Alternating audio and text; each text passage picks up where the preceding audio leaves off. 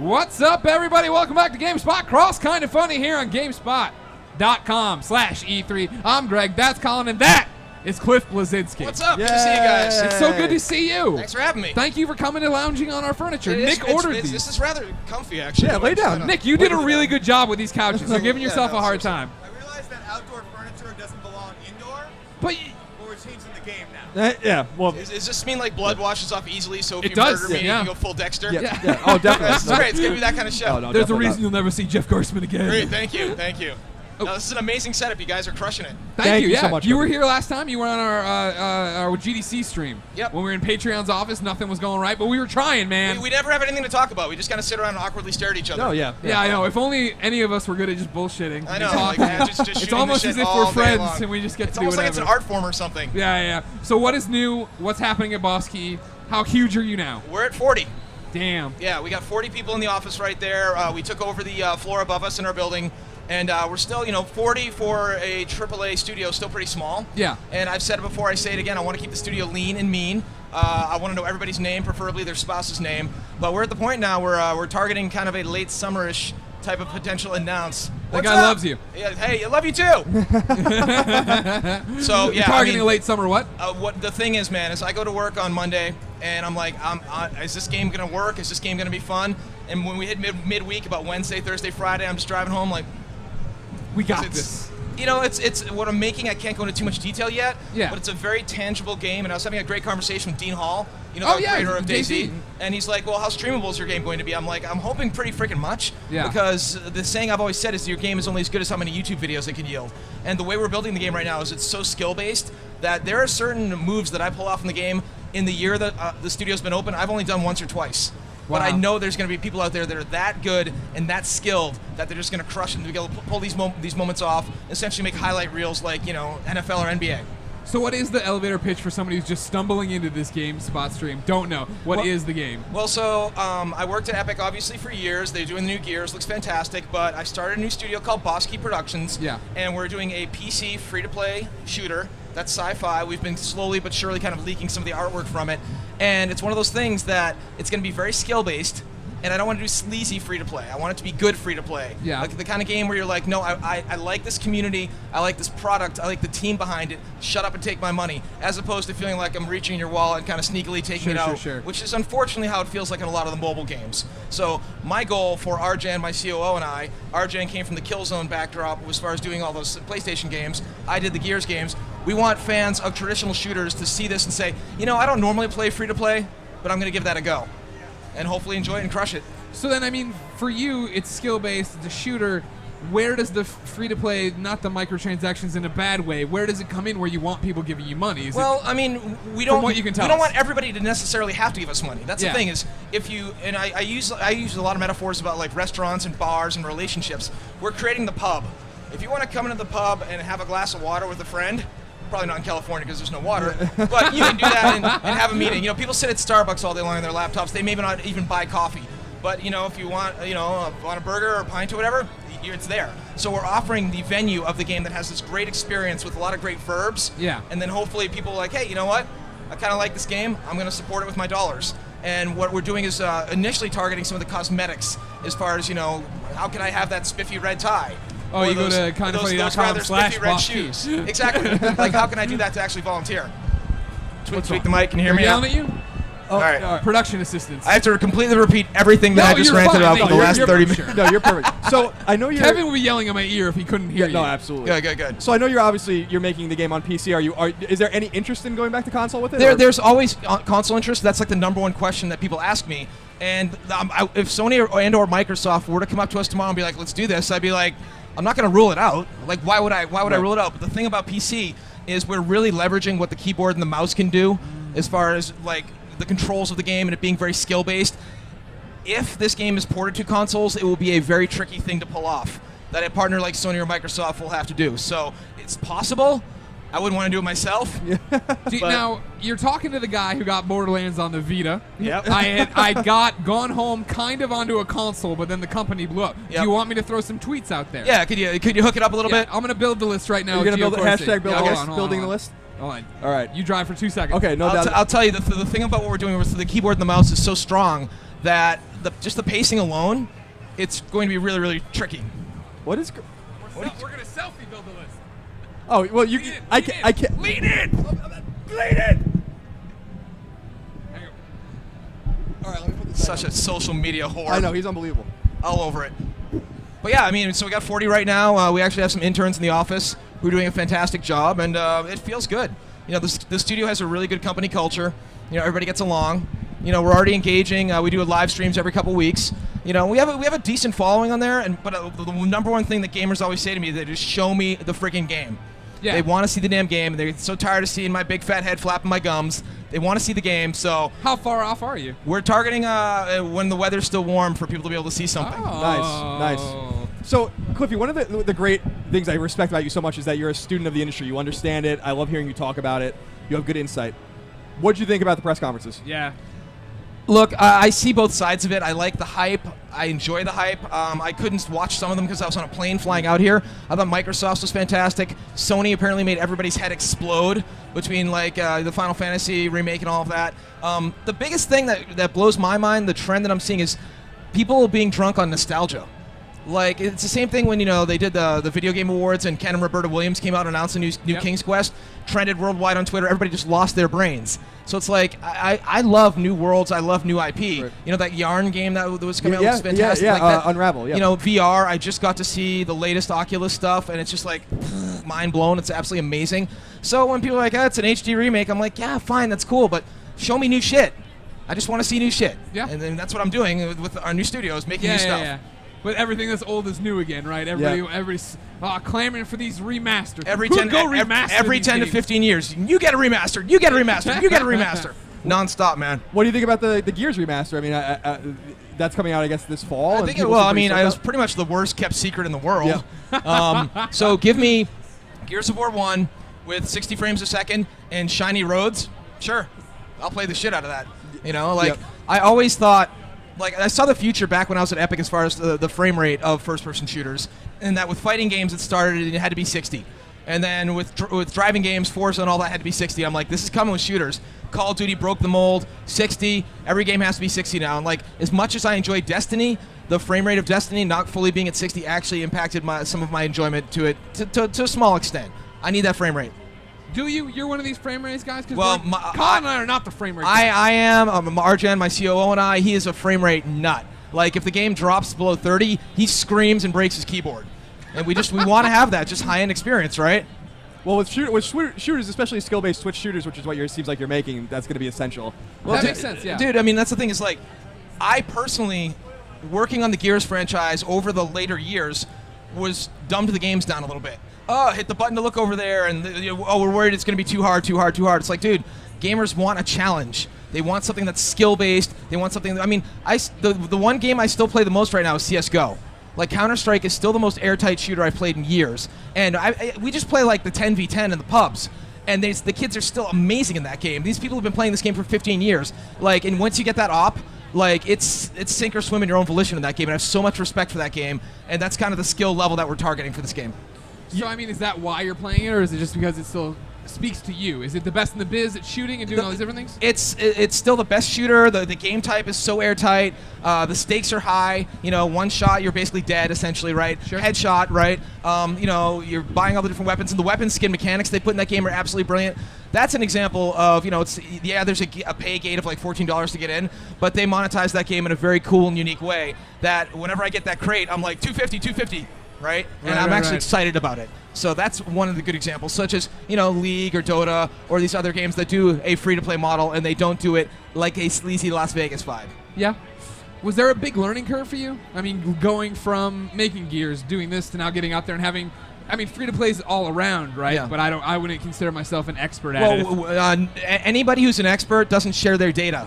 Because it's like, we're not going to share our secret sauce with you, and we're going to tell you exactly what makes World of Tanks work, right? Yeah. The thing I've learned about free-to-play, that I've learned about relationships, personal, professional, all of that, every single one is unique. What works in one free-to-play game might not work in another. You look at the ecosystem of Dota, of League, and then, you know, Team Fortress 2. All of these core games that are free-to-play, they handle monetization in different ways, in many different ways. So that's the thing. As we work through the game with the community, we're going to figure out what's a good, non-sleazy way to monetize the game.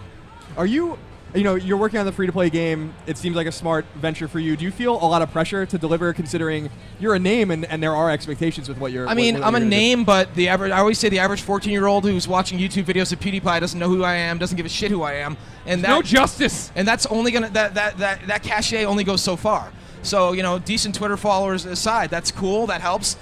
They still want to see the game. Right. So there's pressure there. The fact, a lot of the fans of my previous work only know me from the console side of things. Yeah. They forget the fact that I had a 386 SX that I did Jazz Jackrabbit on back in the day, and then even an Apple IIc before that. The fact that, the PC is my roots, and being back on PC feels good. And it's one of those things that, we'll see where it goes. It's going to go to PlayStation. We tweeted him. John Drake was just mean mugging me over there right now. So yeah, his back is turned now. We can just scream for Gio Corsi over and over again until he comes. So I mean, this is kind of a full circle thing for you. So do you feel like there's still, even though the consoles are selling well, is that a place you want to be? Is that still a viable future 10 years down the road, or do you really feel like things will unify or go to PC? Again, I've been in this business a while. I look at all of this, and I'm like, things like PAX excite me more. Like PAX is in E3, to be fair, let some gamers in this year finally, right? And you have to go through the crazy hoops of getting a press badge and showing your business card and all that stuff. But this, to me, all I see when I look around here is the spend of money to impress Walmart and Target. Yeah. Where my brain is already all digital. Right. Like, I'm thinking Steam or whatever platform is all digital. How can this game be on that? So when I look around here, as much as I like the hype, and I see, hey, look, there's the new IP from Sony, etc. Like, that's cool. But I just see how much that screen cost, how much that setup cost, how much that booth cost, union cost. How much, just the square cost, right? Just right then, Phil Spencer just went right by too. It's like summoning the Sony and Microsoft folks right now. That's a weird disconnect, or I guess even maybe it's the meeting place of the industry, right? Where, all right, creators are artists and they love what they do, but they work in dark rooms, and then they come here and it's this giant. People, they try and act like making software, making video games is all exciting. Yeah. It's like, no, we're sitting in a computer all day long, or we have a meeting. Yeah. Like, that's it. Like, this is when we get to get out. But the beauty of these shows, apart from the jokes about the money and everything, is I get to run into people I've known for 10, 15, 20 years now. Yeah. And like, hey, how you been? And then everyone wants to know how the studio's going, what the culture's like when we're going to show the damn game. And I mean, this is in my blood. I thought I would quit, but no, I can't leave this business. You're like Ric Flair. You're going to retire like 15 times. North Carolina. Woo! Yeah, woo! Rick's the man. So it's I just love video games, man. The weird thing right now, though, is like I said, the only thing that really excites me is Counter-Strike Go. Like, everything else, for some strange reason, is boring me. And I don't know if the problem is me or not. Like, I loved Ori and the Blind Forest. Right. I played Axiom Verge a bunch. That was great. But a lot of the games right now, I'm like, I don't really, So what about the announcements and stuff from this? Does Fallout 4 do anything for you? No, I played the shit out of Fallout 3. I'll play Fallout 4. I was hoping for a new Elder Scrolls also, because I love Fallout, but I prefer a bit of, Sure. more of the Skyrim type games. More Luckily, of you have that MMO now on consoles. There you go. Yeah, thank you. But here's the thing about Fallout. When you play the last Fallout, it was actually kind of emotionally exhausting because the world was so desaturated. And if you look at the new one, they've actually allowed a little bit more color to actually finally bleed back through in it. It's like, if you ever play a multiplayer game that's all dark and rainy, you kind of get seasonal affective disorder. Yeah. You're kind of like, man, this is kind of bummed. I feel depressed. I don't know why. And there's a reason why the majority of Halo maps are like well lit, because that's the environment you're literally teleporting yourself into for hours on end. Sure. So, I'm curious. You talked about you can never leave the industry.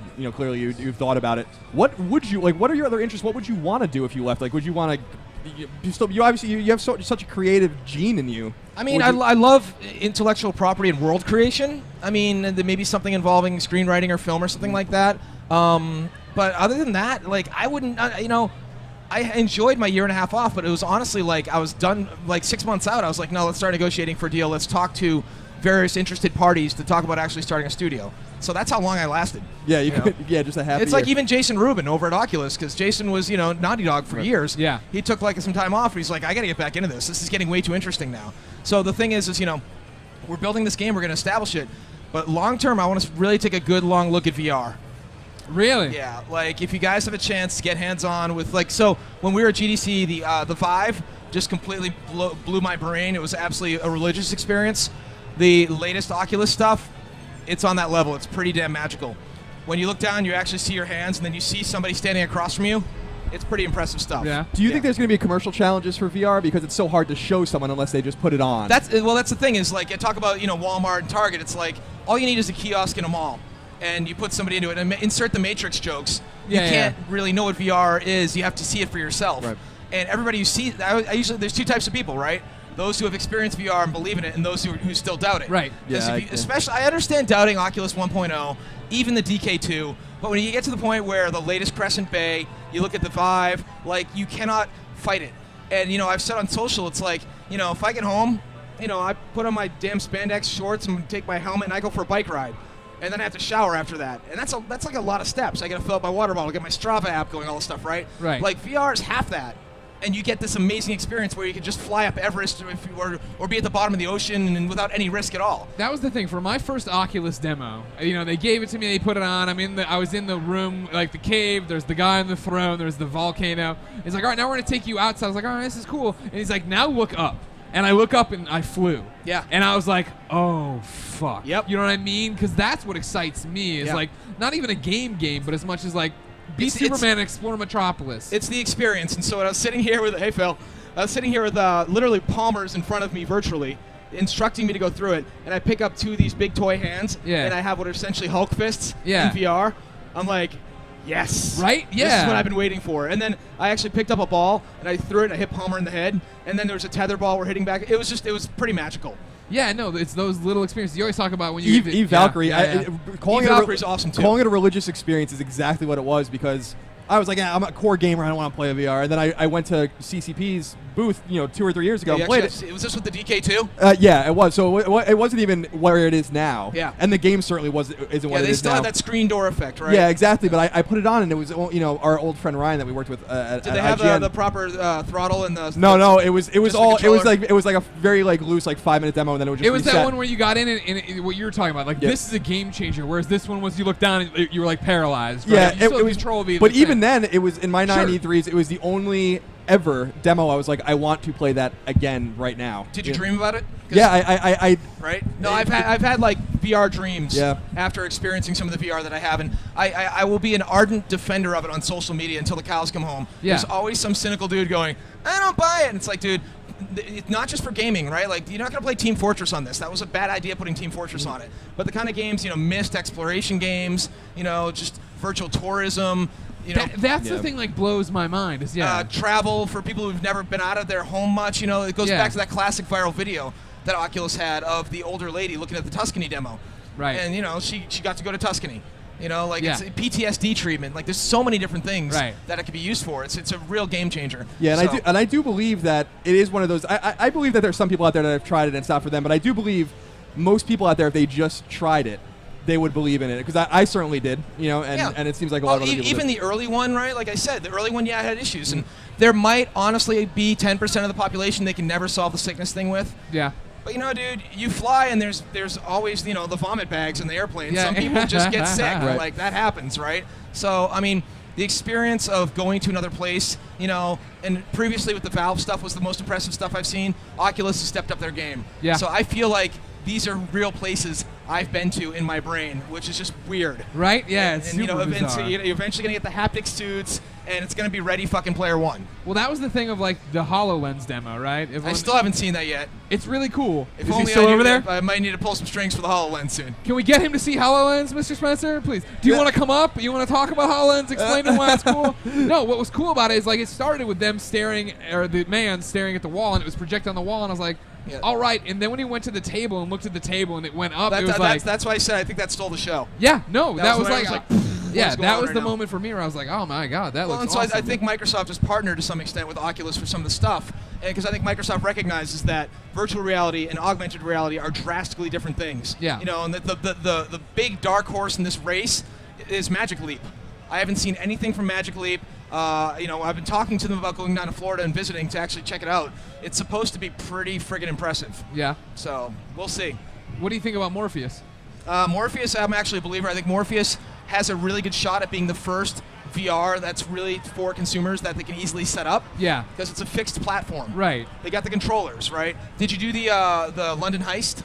No, I haven't done the heist. I've done. When you look down and you pick up the gun and you load the magazine into the gun, you're like, okay, this is cool. Yeah. And then you feel like you're in some sort of like interactive Guy Ritchie film. Yeah. It's really freaking cool. That was like, when I did, the first demo I ever did was The Deep, where you're in the shark tank. Yep. And when there was like, you can move, and like you moved this, and this was one, I was like, oh, all right, cool. Like, that demo itself wasn't enough for me to be like, I'd buy it for this, but the implications of what that could mean, that gets super exciting. And that's the thing is, like, there's multiple horses in the race now. This is good for everybody. Yeah. My good friends at Oculus, I was like, the Facebook acquisition, I'm like, don't get lazy, guys. Yeah. And I wrote a blog post about it. It's like, I still want VR. Forget about, the games, the company, investment, all that shit. As a nerd, I want my VR. And I want, and I will dedicate a room in my home for VR. Yeah. And, and it doesn't necessarily always have to be the 15 by 15 foot space. Yeah. So there could be people who just do the seated thing, people who just do the standing up thing, or they could do the full 15 by 15. It's like watching a movie on your phone, or watching it in the hotel room, or watching it at your friend's theater, right? Like, it's anything in between. So I'm really excited about all the possibilities, man. The fact I'm down on it in the way of, I think sometimes it's being marketed wrong. Colin and I are PlayStation pundits a lot, so I've had a lot to say about how Morpheus is coming along. But the fact that everyone's getting on board with it and doing something makes me think it actually has a shot. It's not 3D. I think the biggest enemy of VR is people having a crappy first VR experience. Right. It's, as much as I think the Google Cardboard is cute and cool, and, even the Oculus with the phone in your face, right? Yeah. A lot of people are doing it right now. I'm worried about the hype train. I'm worried about your average person, your muggles, putting it on and getting sick and saying, I tried that VR once, it didn't work for me. That's my biggest concern, is somebody who wants VR to actually happen. What they need to do is replicate basically the Wii, where the Wii got into everybody's house because of nerds like us. And then your mom played it. She's like, oh, I can do this. Yeah, this is cool. But then they need the hook as well. Yeah, they need a lot of games and not just have shovelware and raving The classic rabbits. thing we'd always talk about when you're trying to reach like a casual audience, when you talk about the Wii, Kinect, all that stuff, was you hand your average person who doesn't play games a game controller, and they acted like you handed them a flaming bag of dog shit. Yeah. They're like, what is this thing? What do I do with this? How do I hold this? So from that angle, like putting something on your face, that's a pretty big stretch. Right. And then the controllers and all that stuff, and then getting out of it. But again, I often say the juice is worth the squeeze. Yep. The end result is that good that I think people will be willing to do it once they see it. Cliff, I love you. I love you too, Thank you for bro. being so supportive of Kind of Funny, coming by and giving us a shot, hanging out with us. Congrats on all the success. Everybody, of course, knows who you are. Follow you on Twitter. Get ready. Go to bosskey.com. Be a fan. Make we it a love new you game. very much. All right. Cool. We're going to this trailer analysis for you.